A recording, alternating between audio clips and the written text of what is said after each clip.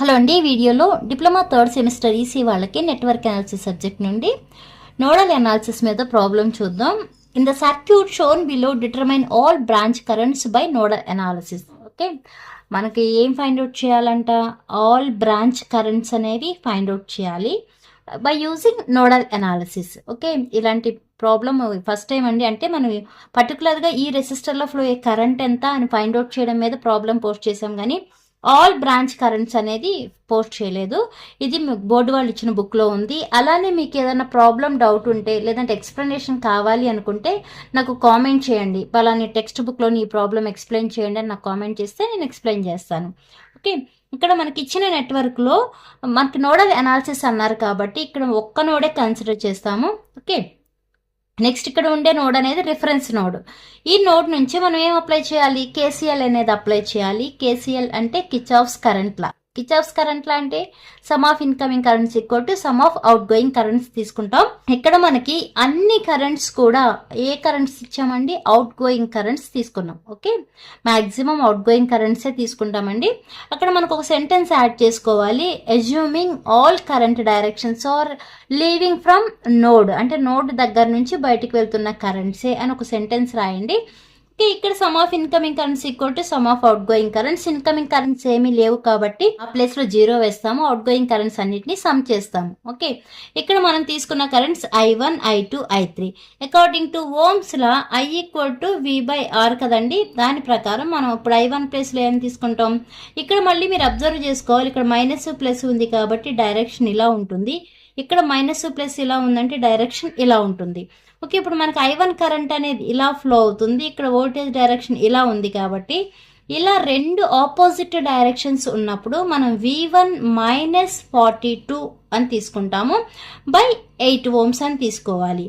అలానే I2 ప్లేస్లో V1/4 ohms అని తీసుకుంటాము. అలానే I3 ప్లేస్లో మనకి కరెంట్ డైరెక్షన్ అనేది ఇలా ఉంది. ఇక్కడ డైరెక్షన్ కూడా ఎలా ఉంది? ఇదే ఇలానే ఉంది. అంటే సేమ్ రెండు కూడా ఒకే డైరెక్షన్స్ ఉంది కాబట్టి ఇక్కడ I3 ప్లేస్లో V1 + 10/6 తీసుకుంటాం. ఓకే, ఇక్కడ +10 అని తీసుకుంటామండి. ఎందుకంటే డైరెక్షన్ అంతా సేమ్ డైరెక్షన్ ఉంది కాబట్టి.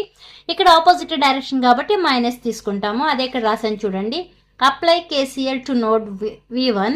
I1 + I2 + I3 equal to 0. I1 అంటేనేమో V1 - 42/8 ప్లస్ I2 అంటేనేమో V1/4, I3 అంటేనేమో V1 + 10/6. ఇవన్నీ ఎలా వచ్చినాయి చెప్పాను కదా, ఈక్వల్ టు 0. అంటే ఇవన్నీ some of outgoing currents equal to sum of incoming currents. Incoming currents ఏమీ లేవు కాబట్టి 0. ఓకే, నెక్స్ట్ స్ప్లిట్ చేసేయండి ఎక్కడికక్కడ. అంటే V1/8 - 42/8 plus V1/4 plus V1/6 plus 10/6 equal to 0.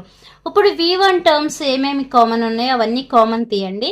Okay, common తీస్తే మనకి V1 ఉంది కదా, అంటే V1/8 plus 1/4 plus 1/6 equal to ఇక్కడ -42/8 అనేది ఈక్వల్ కట్టెళ్తే ప్లస్ 42/8 అవుతుంది. అనే ఇక్కడున్న ప్లస్ 10/6 అనేది ఈక్వల్ కట్టెళ్తే -10/6 అవుతుంది. ఇప్పుడు వీటన్నిటిని డివిజన్ చేస్తే మనకు ఎంత వచ్చింది? 1/8 అంటేనేమో 0.125, 1/4 అంటే 0.25 ప్లస్ 1/6 అంటే 0.166 ఈక్వల్ టు 42/8 అంటే 5.25 మైనస్ 10/6 అంటే 1.66. వీటన్నిటిని యాడ్ చేస్తే ఎంత వచ్చిందని మనకి 0.541 V1 ఈక్వల్ టు వీటిని సబ్ట్రాక్ట్ చేస్తే 3.59 వచ్చింది. దీని నుంచి మనం V1 వాల్యూ ఫైండ్ అవుట్ చేయొచ్చు కదా. V1 ఈక్వల్ టు 3.59, ఇది ఇటు వచ్చేప్పుడు బై అవుతుంది కదా, డివైడ్ చేస్తే మనకి V1 వాల్యూ 6.63 volts వచ్చింది. మనం ఫైండ్ అవుట్ చేయాల్సింది ఏంటి? ఆల్ బ్రాంచ్ కరెంట్స్ అనేవి ఫైండ్ అవుట్ చేయాలి. మనకి మొత్తం ఎన్ని బ్రాంచ్ కరెంట్స్ ఉన్నాయి? 3 బ్రాంచ్ కరెంట్స్ ఉన్నాయి. ఆ 3 బ్రాంచ్ కరెంట్స్ ఏంటి? I1, I2 అలానే I3 కదా. ఇప్పుడు I1 ప్లేస్లో ఏం తీసుకున్నాం మనం? V1 - 42/8. ఇప్పుడు V1 ఫైండ్ అవుట్ చేసాం కాబట్టి ఈ ప్లేస్లో మనం V1 వాల్యూ సబ్స్టిట్యూట్ చేస్తే మనకి I1 కరెంట్ అనేది వస్తుంది. నెక్స్ట్ I2 ఫైండ్ అవుట్ చేయాలంటే V1/4. V1 వాల్యూ ఇక్కడ సబ్స్టిట్యూట్ చేస్తే మనకి I2 వాల్యూ వస్తుంది. అలానే I3 V1 వాల్యూ ఇక్కడ సబ్స్టిట్యూట్ చేస్తే I3 వాల్యూ వస్తుంది. అదే ఇక్కడ రాసాను చూడండి. అలా మీరు ఏది తీసుకుంటే ఒక్కొక్క ప్రాబ్లంలో ఏంటంటే పర్టికులర్గా 4 ohm రెసిస్టర్లో ఫ్లో అయ్యే కరెంట్ ఎంత అంటారు. అంటే ఒక్కటి ఫైండ్ అవుట్ చేస్తే సరిపోతుంది. ఇక్కడ ఆల్ బ్రాంచ్ కరెంట్స్ అన్నారు కాబట్టి మనం తీసుకున్న అన్ని కరెంట్స్ ఫైండ్ అవుట్ చేయాలి. First current through 8 ohm resistor is I1. V1 - 42/8. V1 అంటే 6.63 - 42/8 ఎంత వచ్చిందండి? -4.42 ఆంపియర్స్ వచ్చింది. Next current through 4 ohm resistor is I2 అంటే V1/4, V1 అంటే 6.63/4 equal to 1.65 amperes. Next current through 6 ohm resistor is I3 అంటే V1 + 10/6, V1 ప్లస్లో 6.63 substitute చేస్తే మనకు వచ్చిన I3 కరెంట్ 2.7 ఆంపియర్స్ వచ్చింది. ఓకే, అర్థమైంది అనుకుంటున్నాను. మీకు చాలా వరకు ప్రీవియస్ పేపర్స్లో కూడా నేను అన్ని ప్రాబ్లమ్స్ పోస్ట్ చేశానండి. ఏదైనా పోస్ట్ చేయకపోతే మీరు కామెంట్ చేయండి, నేను పోస్ట్ చేస్తాను. ఈ వీడియో మీకు అర్థమైతే లైక్ చేయండి, షేర్ చేయండి, అలానే సబ్స్క్రైబ్ చేయండి. Thanks for watching.